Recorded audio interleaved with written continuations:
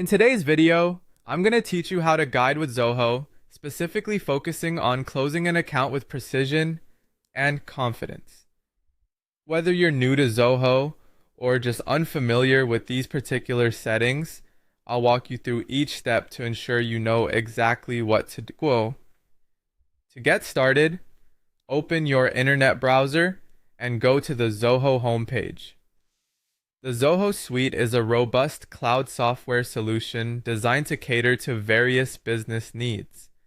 Once you're on the home page, you'll want to direct your attention to your profile in the top right corner. By clicking on your profile picture, you can access a few key options pertaining to your account. After clicking the profile picture, you'll need to select My Account. This will direct you to a comprehensive dashboard where you can manage different aspects of your Zoho experience.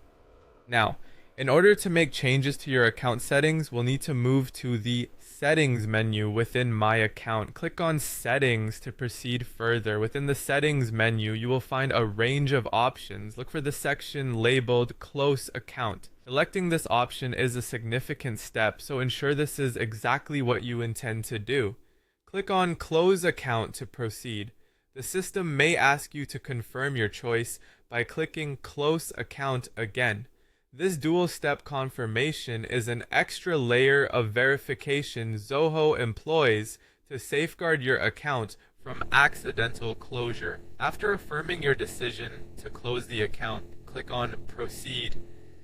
Zoho will initiate the secure process by prompting you to verify your identity.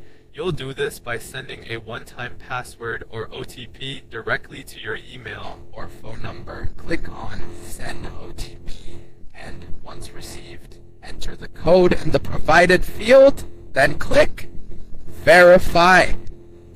With your identity now confirmed, it's time to continue forward by clicking Proceed once more. This will take you through a few additional screens requiring you to verify your decision. Click Next when prompted on these verification screens.